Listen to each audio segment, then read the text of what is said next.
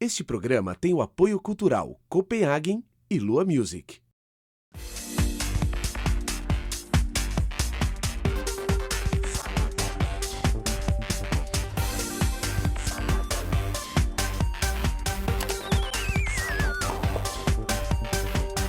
Hoje eu converso com o padre que é cantor, apresentador e escritor, Padre Juarez. Prazer em ter você aqui, viu? Olha, Mauro, eu tô muito feliz de estar com você aqui. Tô muito feliz mesmo. Não é a primeira vez que eu participo de um programa com você. Já participei de outros seus programas e outra televisão. E hoje tô muito feliz mesmo da gente estar conversando aqui, viu? Eu também. A gente tem muita coisa pra falar. Esse verdade. padre, além de ser pop, ele é multimídia, né? Porque faz 1 milhão de coisas. Eu não sei como é que você dá conta. Você sabe que eu também às vezes acho que eu não sei como que eu consigo fazer tanta coisa assim. Mas eu tenho na verdade, quando eu fiquei padre, queria muito mesmo porque as pessoas pudessem se encantar com a mesma coisa que eu me encantei um dia. Eu já fui pro seminário com uma certa idade, eu tinha 19 anos quando eu fui pro seminário, e porque eu me apaixonei pelo evangelho, me apaixonei pela igreja, me apaixonei para que as pessoas pudessem sentir aquela mesma alegria que eu sinto quando eu tô, de repente, celebrando a missa, quando eu tô, de repente, falando do amor de Deus. Então, essa vontade minha de que as pessoas pudessem sentir o que eu sinto, é que me fez com que eu pudesse estar na televisão, pudesse estar no rádio, pudesse estar cantando, pudesse estar falando, escrevendo um livro. Por quê? Porque eu quero passar isso para as pessoas. Mas como é que aconteceu isso? Porque você falou que começou com 19 anos. Até os Mas onde deu o start da coisa? A coisa mais interessante, até os 18 anos, eu nunca tinha pensado em ser padre. Nunca. Você pensava em ser o quê? Meus pais queriam que eu fosse médico, eu queria ser médico, né? E, aliás, essa questão da medicina na minha vida sempre foi uma coisa muito forte. Você seria um bom médico? Seria. E eu gosto muito disso, gosto, leio muito. Mas imagina, né? Até você poderia pensar em fazer, mas aí não dá. Aí eu acho que aí não daria pra conciliar as duas coisas, né? E até os 18 anos eu nunca pensava. Quando eu pensei... Você estudava no colégio de padre? Eu estudava no colégio padre. A minha vida toda dentro do colégio de padre, mas eu comecei a pensar em ser padre por causa de um exemplo de um padre que era o diretor do colégio. Isso é muito interessante. Porque eu via nesse homem um homem com uma disponibilidade muito grande, com um coração muito grande. Ele chamava Padre Sérgio Renkmeier. E me chamava a atenção, como que esse homem estava sempre disponível para as pessoas e para ajudar as pessoas. Você chegou a pedir ajuda dele? Uma coisa que me marcou muito. Eu lembro que eu estava imagina um pátio, na hora do intervalo, todo mundo correndo, um recreio, aquela coisa toda. Eu estava muito, assim, triste, com problema e tal. Imagina, coisa de adolescente. E o Padre Sérgio passava pelo pátio, aquele monte de gente, e eu cheguei, segurei e falei assim, padre, eu poderia conversar com o senhor? E ele me disse assim, agora! Aquilo depois, quando eu tinha 18 anos, eu falei assim, eu queria tanto ser uma pessoa assim, que eu pudesse ajudar as pessoas, que eu pudesse... Só que aquela conversa mudou a sua vida em algum aspecto? Naquele momento não, mas depois... Mas só que, Maura, olha que interessante. A vida de padre, ela me proporcionaria o tempo integral voltado para as pessoas. E aí, quando eu comecei a pensar em ir para o seminário, só que o meu grande problema foram meus pais. Porque quando eu falei para eles disseram não. E não mesmo, não é qualquer não. Porque o que eles achavam? Não, meu pai falava assim, eu não criei filho para ser padre. Mas o que eles queriam? Além de que você fosse médico, meu pai eles não pensavam queria... que você tivesse uma família. Claro. E depois o seguinte, o grande medo deles é o fato de eu ser padre e eu me afastar completamente da família. E isso é uma grande mentira, sabia? Todos os meus irmãos se casaram, têm as suas famílias, e eu acabei ficando mais próximo da minha mãe, hoje sou minha mãe que está viva, do que os outros meus irmãos. Totalmente ao contrário daquilo que eles pensavam. Mais disponível. Eles. Então é uma forma de você reforçar, né? Porque então tinha alguma coisa contra e provar que era isso mesmo. E olha que você falou uma coisa muito interessante, eu agradeço a Deus por essa oposição, porque isso me fez lutar, me fez valorizar a minha vocação, me fez valorizar aquilo e hoje eu falo assim, olha, eu lutei tanto para ser padre, que eu tenho cuidado, um carinho muito grande com essa minha vocação, com aquilo para aquilo que eu fui chamado. E aí, e foi muito difícil, porque foi nessa época, depois que eu fiz o vestibular, voltando de Barbacena, falei, pai, olha, é o seguinte, eu vou ser padre, mas quando eu vou terminar a faculdade, e quando eu terminar a faculdade, eu vou fazer o que eu quero, vou ser padre. Aí foi nesse momento que ele falou assim, então, você faça da sua vida o que você quiser. eu não dou mais palpite na sua vida. Se você tava falando que você ia fazer o que ele queria pra depois fazer o que você queria, aquilo foi então vamos encurtar, né? Então, aí também, naquele momento, eu falei, então é assim, fui. Mas fui pro seminário sem a bênção dos pais, né? Se a gente poderia dizer assim. Como é que eles ficaram com você? Durante 3 anos, eles nem conversavam sobre isso. Mas bem rígidos deles.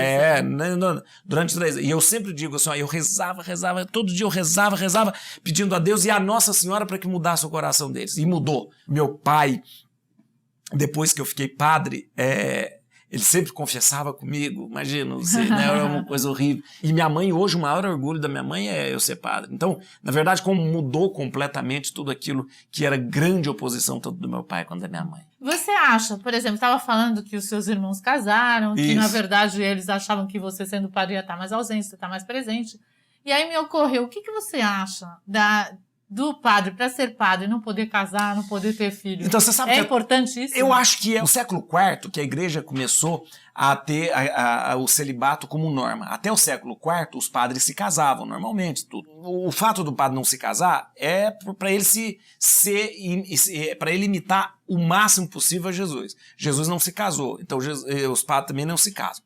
Outra coisa, os padres não se casam para que eles estejam disponíveis para as pessoas. Mais tempo, né? Porque senão tem que se dedicar à família. Aquela bobagem que o pessoal fala, os padres não casam para não dividir o dinheiro da igreja. A gente ouve isso, né? Nem teria condições. A nossa relação com a igreja é uma relação com uma pessoa jurídica. Então, você não divide os bens da sua empresa porque você trabalha naquela empresa com uma pessoa. A relação é de uma pessoa jurídica. Então, o meu relacionamento com a igreja não é um relacionamento, ou seja, o que é da igreja é meu. Não é isso. E outra coisa muito interessante é o seguinte, é muito bom que o padre não se case, porque é o seguinte, ele não tem que trazer a preocupação de uma família para a comunidade. Olha, a comunidade, uma comunidade paroquial, é que mantém o padre naquela paróquia. Então, dá a casa paroquial, dá a comida para o padre e tal. Você imagina se você tivesse que onerar uma comunidade com uma família enorme. Quem que ia ter que pagar o estudo do filho do padre? Então, é uma coisa assim meio complicada, né? Você, de repente, na igreja, o filho do padre estudaria numa faculdade boa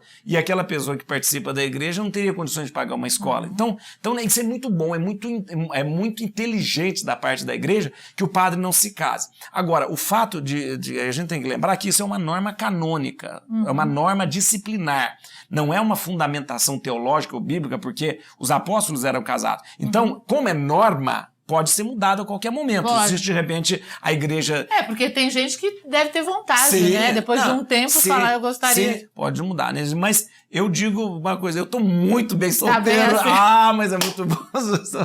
Mas assim, uma outra coisa, né, que todo mundo questiona, a vida sexual é proibido? Como é que é? Olha que interessante, somente 6% dos celibatários que existem no mundo todo em relação à religião.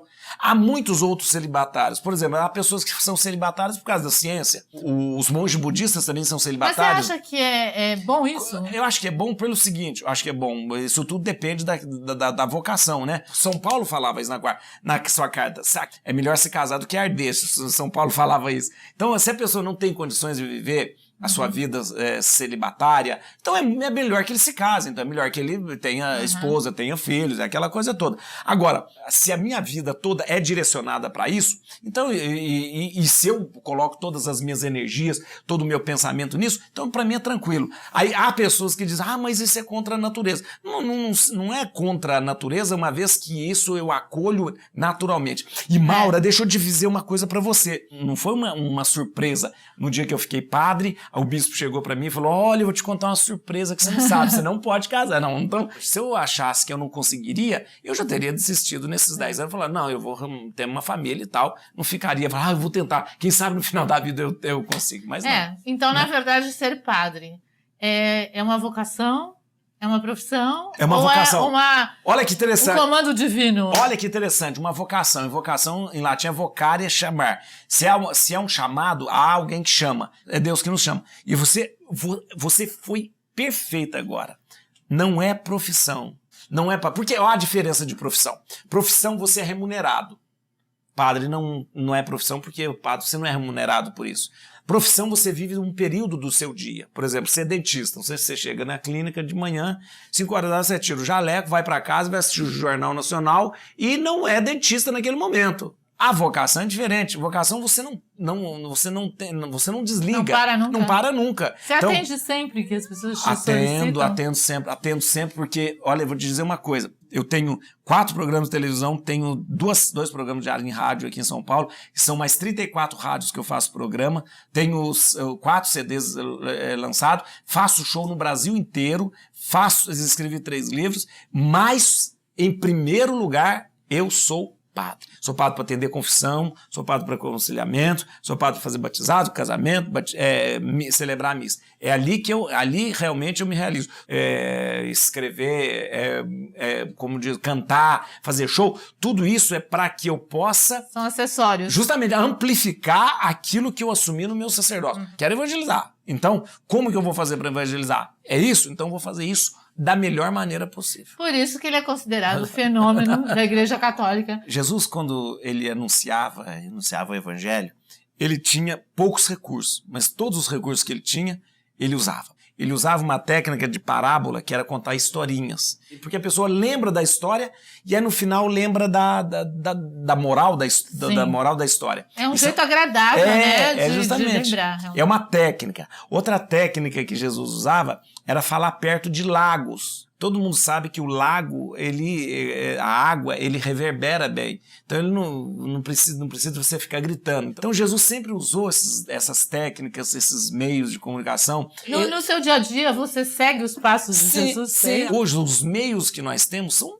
demais, muitos, para anunciar o evangelho. Então eu não tenho medo nenhum de usar. Você sabe que quando começou a internet, eu lembro, eu estava terminando teologia, 95, 96. Você fez teologia e filosofia. Filosofia, teologia, 2 anos de propedêutico, 1 ano de noviciado, né? São 10 anos de formação, 10 anos. E eu lembro que eu falava assim, gente, essa internet vai revolucionar o mundo. Então eu falava, a gente precisa estar antenado e logo usando a internet. Hoje uso muito a internet, para redes sociais. A rede social hoje é o grande fenômeno da internet. Como é que as pessoas podem te achar? Eu tô no Facebook, eu tenho facebook.com/Padre Juarez, então ali as pessoas entram, elas conversam, eu coloco, então eu vejo muita gente perguntando... Sempre é você mesmo que fala com as pessoas, não tem ninguém às vezes, não, tem muita gente entra ali com problemas ligados à consciência, ligado à sua vida, eu não vou deixar que ninguém de repente fica falando por mim, então é muito interessante usar essas ferramentas. A televisão é uma das grandes mágicas da comunicação, porque você está em todos os lugares ao mesmo tempo e é muito bom. Desde quando eu fiquei padre, eu faço televisão, olha que coisa interessante. Então, mas quais são os horários? Porque eu sei que tem vários programas. Então vamos lá. Rede Vida de televisão, todo dia ao vivo, ao meio-dia. Rede Vida. Ao vivo. Então hoje você já esteve lá. Já tive lá. Rede TV de manhã, domingo é muito cedo também. Domingo, 6h30. Eu faço um programa numa TV, uma TV católica chamada TV Século XXI, que é uma TV em Valinhos também, que é toda quarta-feira às 8h30 da noite. Eu colaboro com um programa na TV Gazeta, programa Mulheres, toda segunda-feira, 5h15, eu tenho um momento da mensagem pra gente começar bem a semana. Isso na TV legal. Gazeta. Faço um outro programa na Rede Vida, eu e o cardeal Dom Odilo, o cardeal de São Paulo. E é uma visão interessante da igreja a partir de um cardeal. Agora, o rádio eu faço todos os dias na Rádio Nativa, 5h para 6 da manhã. Rádio Nativa FM. Isso é gravado? Eu faço ao vivo. Mas ao vivo? A rádio eu faço ao vivo, mas eu faço da minha casa. Olha que interessante. Olha que interessante. Eu tenho da minha casa um equipamento, que é um decoder, que eu faço o programa de rádio da minha casa. Que da minha casa. Então, todos os dias também na Rádio Capital, às 8h30 da manhã. Aí, gravado, são 34 rádios, como eu disse para você, espalhado no Brasil todo, que eu gravo os programas, disponibilizo para eles. Além disso, eu escrevo para uma revista, a revista Abril, chamado Viva Mais, que eu sempre tenho algum assunto existencial, alguma coisa para falar, eu tenho ali uma coluna. Deixa eu ver o que eu faço mais. Tem um programa cotidiano em você, cada vez vai citar. Tem um cotidiano em você que eu e o deputado Ricardo Zá fazemos, que é um programa muito gostoso. Nós delícia, tivemos com a Maura Larrote lá, foi ótimo. Os livros também. Esse programa vai à terça-feira pela TV aberta. TV aberta também. Às 11h30 da noite. Isso mesmo. E tem os livros também que eu escrevi. Esse aqui é o último livro. As Mais Belas Orações para Falar com Deus. Isso, é um livro de oração. É um livro para ficar em cima da mesa na casa das pessoas, porque porque sempre tem uma oração para cada momento da vida da gente. E ali tem aquelas coisas, né, que você abre, você tá precisando de alguma... de alguma luz, aí você abre naquela página que é pra você. É verdade. E eu tenho esse trabalho, que é o grande trabalho que às vezes me consome mais, é a questão da música, que muitos shows mesmo, todos os lugares, tem viajado muito. Esse aqui é o último CD? Esse é o último CD, que é chamado Luz Divina. Esse CD tem uma história muito interessante, porque o Roberto Carlos me liberou para gravar essa música Luz Divina, por causa eu sou muito amigo do Dudu Braga. E essa música, o Roberto Carlos fez quando o Dudu realmente perdeu toda a visão. E aí, na época, o Roberto Carlos não dá música pra ninguém. Você sabe disso, não dá música pra ninguém. E eu falei com o Dudu, Dudu, fala pro seu pai, manda ele largar de ser miserável, dá essa música pra eu gravar. E ele falou, pro Padre Juarez eu libero. Então, gente, você que tá aí, aguarde, porque eu vou te pedir no final do programa pra você cantar essa música, mesmo. Pode ser? Pode ser, sim. Então aguarda, hein? E por causa desses CDs, eu já estava dizendo, nós estamos preparando um próximo CD agora para esse ano também. E o primeiro CD, olha que interessante, olha que história interessante. Eu nunca queria cantar, nunca queria... como é que você descobriu? Primeiro, como é que você descobriu que era bom pra cantar? Imagina, eu falei, já tem tanta coisa para fazer. E por causa do Adão, e eu estava na Cúria Metropolitana, e ele me procurou lá na Cúria e falou assim, olha, você não quer gravar um CD? Aquela história... Eu falei, esse rapaz tá doido. Para dispensar logo, eu falei assim, tá bom, eu gravo. Tudo bem, para ir embora logo, né? Tanta gente querendo e ninguém oferece, né? Aí o outro oferece e ele fala, vai logo. Vai embora logo. Na outra semana ele chegou com o repertório pronto. Eu falei, opa, então tem alguma coisa aí. Aí eu pensei, será que não é Deus que está me pedindo? Eu me coloco tanto à disposição para evangelizar. Será que não é Deus que está me pedindo alguma coisa? E aí eu fiz uma coisa que nunca se deve fazer. Eu pedi uma prova de Deus. Falei, me dá uma prova. Gravei o CD, eu falei, me mostra se esse é o caminho. Essa demora que é angustiante, né, de Deus. Eu falei, me mostra se esse é o caminho. Sem muita propaganda, sem publicidade, sem nada. O CD é escolhido como o melhor álbum de música cristã no Grammy Latino. Ai, que lindo. Quando veio essa história, eu falei, pronto. O sinal que eu pedi. É pra seguir, né? Porque seu primeiro CD já vai pro Grammy Latino. Já vai pro Grammy Latino. Foi muito bem aceito, muito bem acolhido. Aí logo depois veio outro CD, depois veio outro, depois veio esse. E daqui a uns dias sai o próximo também. Mas esse aqui eu não ouvi ainda, mas eu acho que tá bem bonito. Tá bonito. Todos os CDs que eu gravei sempre tinha uma ou duas músicas, que são músicas normais, né? Mas que carregam uma mensagem, uma espiritualidade muito grande. Esse CD aí eu gravei Renato Russo, que gravei o Monte Castelo, pegou um trecho da primeira carta aos Coríntios e colocou uma música, e gravei também o Raul Seixas com a música Tente Outra Vez. E são lindas as músicas. Porque tem essa eu carga. Eu tô louca pra ouvir esse CD. Vai ouvir. Ô, Padre Juarez, ser considerado uma celebridade, como é que é isso? Você sabe que celebridade é aquele que é célebre, que é memorável, que lembra e tal, aquela coisa assim. Eu não pretendo ser celebridade por causa de mim, mas eu pretendo ser celebridade por aquilo que eu anuncio. Isso eu quero, né? Formar opinião é importante, né? É importante, né? Que você consiga que as pessoas ouçam isso. E sigam aquilo que é bom que você está falando. Então, e ter essa responsabilidade, né? Você, como qualquer líder religioso de qualquer religião, ele tem essa responsabilidade, né? Super importante. É verdade. Agora, o que você achou da renúncia do Papa Bento XVI? Olha, que são uma coisa muito interessante. A renúncia do Papa Bento XVI foi um gesto de simplicidade, de humildade e de maturidade. Primeiro porque é o seguinte, nós vivemos num mundo, Mauro, que ninguém quer largar o osso, né? E o Papa Bento XVI, ele disse, olha, gente, humildemente ele falou, não estou aguentando. Eu preciso parar. É um ensinamento pra gente, sabe por quê? É uma verdade. Justamente dele, né? porque todos nós somos assim, tem um momento na vida da gente, a gente tem que parar. A sabedoria não está quando você começa. A sabedoria está quando você sabe a hora de parar. Você acha que ele foi um bom Papa? Eu acho que ele foi um bom Papa porque ele era um grande teólogo, um momento certo, onde ele continuou aquilo que o João Paulo II estava fazendo no âmbito da teologia, tudo isso. Ele, na verdade, ele tinha uma aparência, às vezes, bem grave, bem severa, mas ele não era. Ele sempre foi um homem muito terno, por incrível que pareça. Às vezes eu falava isso para as pessoas, eu falava, mas não acredito. Você foi escolhido para acompanhá-lo aqui na vida dele no Brasil. Do Brasil. Por quê? Porque eu trabalhava junto da Cúria como vigário da comunicação. Então, isso que eu estou dizendo, às vezes eu falava, ele é muito terno. Mas tem uma ternura, mais do que isso, padre, onde você viu? E tem. Só que ele não conseguia, como bom alemão, ele não conseguia transmitir isso. Mas hoje a gente tem um Papa Francisco que é uma candura, um homem muito próximo, um homem que está sorrindo sempre. Mas você ficou decepcionado de não ser um brasileiro escolhido? Não, de uma certa forma? Não, eu não fiquei, porque todo momento eu falava assim, gente, quem conduz o conclave é o Espírito Santo. Não adianta o jornalista, vaticanista, não adianta você dizer, acho esse ou acho aquele. No final é o Espírito Santo. E realmente você viu que foi uma escolha feita pelo Espírito Santo mesmo. Falando em Espírito Santo, o que é a fé? A fé é você... Olha, já não deixei ele tomar água. A fé, primeiro, ela é um dom. Dom que significa um presente que Deus nos dá.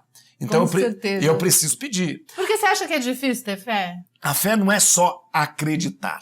Porque a fé, ela é adesão, não é só acreditar. Então, eu acredito e, ao acreditar, eu vou aderir a esse projeto. Qual que é o projeto de Deus? Fraternidade, amor, verdade, né? A solidariedade, a justiça. Então, eu tenho que aderir. Não adianta Esse é o caminho para você chegar onde você quer chegar? Assim, a todos os caminhos que a gente quer chegar? Isso você tem que ter o tempo todo. Porque, senão, ela não faz nada, ela não produz nada. Agora, eu acredito e sou levado, porque eu acredito, a ser justo, a ser bom, a ser caridoso, a transformar o mundo. Você tem que agir de acordo. De acordo com aquilo, né? Eu acredito naquilo, então eu vou aderir a esse projeto. E castigo? Deus não castiga. Aí você nem vou tomar água para falar isso. Se Deus castigar, ele não é Deus. Deus não pode castigar. Deus é amor. Mas existe uma coisa de ação e reação, né? Que a gente faz. Agora sim. Nós devemos responder pelas nossas escolhas. Está escrito na palavra, diz assim, ó, diante de ti eu ponho a vida e ponho a morte. Se queres viver, viverás. Se queres morrer, morrerás. Então, nós podemos seguir por esse caminho ou por esse caminho. Mas se eu escolho esse caminho vai me trazer consequências boas ou ruins. Eu escolhi isso, aí minha vida foi por água abaixo. Isso não é Deus que fez. Foi você. Eu sou responsável pelos meus atos e aquilo que está dando errado na minha vida é porque eu escolhi para que desse errado. E o que é céu e inferno? Olha, você não deixa tomar água. O céu é o nosso...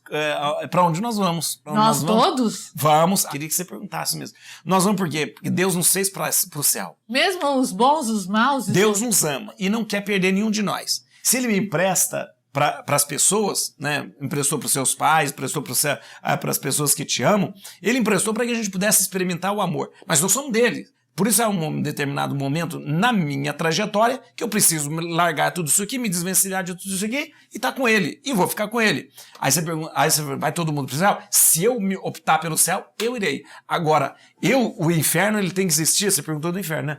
O inferno tem que existir como possibilidade. Porque Deus me deu a coisa mais sagrada que Ele poderia ter nos dado. A liberdade.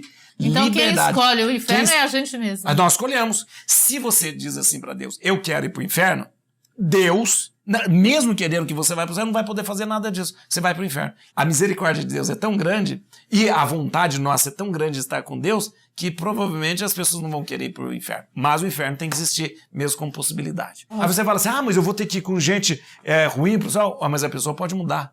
Nós cristãos não acreditamos que pau que nasce torto morre torto. Pode endireitar. E quem endireita vai para o céu. Por isso que a gente nunca pode dizer assim, essa pessoa não presta, ela tem que morrer. Como? Ela pode mudar. E eu tenho que dar essa possibilidade da pessoa mudar, dela transformar.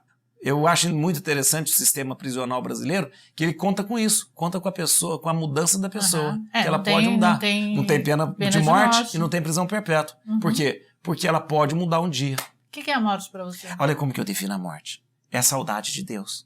Quando Deus não aguenta mais de saudade de nós, Ele fala, vem para mim. Agora, eu quero saber quem é Deus. Quem é esse Deus que todo momento você falou dele? Deus não é só o Criador do céu e da terra, Ele é amor. O amor que criou, o amor que plasmou o mundo, o amor que move o mundo. Porque só o amor consegue mover, só o amor consegue transformar. E tudo que Deus age é no amor. Então, Deus é amor. É um ser. Deus é um ser. É um ser. Aristóteles usava a categoria de um motor imóvel. Ele move e não é movido. Não depende de outro para existir. Ele existe por existir, né? Nossa, o nosso papo foi muito profundo agora. Agora eu queria saber pura. o que você pede a Deus. Quando você pede, se é que pede, o que você pede? Peço a Deus e peço muito. E eu gosto sempre de dizer para as pessoas, peça a Deus. Deus gosta que a gente pede. Quando você pede a Deus, você está dizendo sempre a Deus, Deus, eu não posso nada, você pode tudo. Então eu peço muito. Eu peço paciência, eu peço mais tempo, eu peço pelas pessoas. Muitas pessoas chegam e dizem assim, padre, por favor, reza por mim, reza para mim. Eu peço muito pelas pessoas. E gosto de pedir, gosto de rezar. E todas as vezes que eu rezo, rezo o pedido. A palavra rezar é muito bonita, porque, olha que interessante, em inglês é to pray, em francês é prier, e significa pedir mesmo. Estou pedindo, né? Então, quando eu rezo, eu sou como um mendigo, que estendo a minha mão, sem nada, para Deus colocar ali da sua riqueza.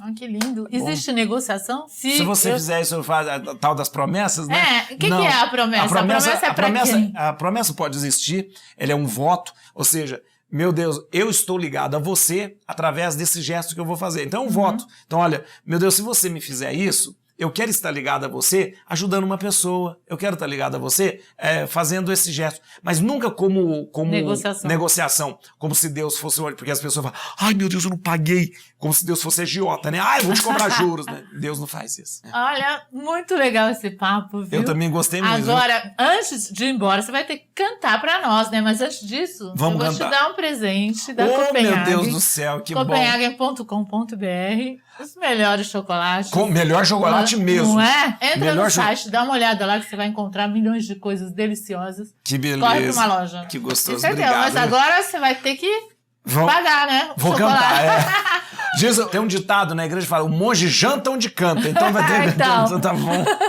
Isso mesmo. Então, agora que música que a gente vai ouvir? Luz Divina, que como eu disse pra você, é uma das músicas mais bonitas do Roberto Carlos e uma música que tem um significado muito interessante que dá nome ao CD. Mas antes, para o Juarez, eu queria agradecer muito a sua presença aqui. Adorei o nosso papo. Eu que agradeço. Muito legal. E tudo que você fala, muito enriquecedor, acho super importante. Parabéns pelo seu trabalho mesmo. Obrigado mesmo, viu? Eu fiquei muito feliz, você não imagina quanto eu fiquei feliz. Eu também. Tá bom. Olha, então agora, por Vamos favor, cantar. né? Luz Divina. Luz Divina, então. Luz que me ilumina o caminho e que me ajuda a seguir. Sol que brilha à noite a qualquer hora me fazendo sorrir.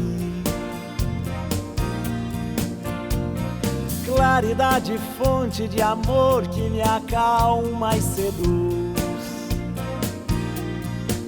Essa luz só pode ser Jesus. Essa luz. Este programa tem o apoio cultural Copenhagen e Lua Music.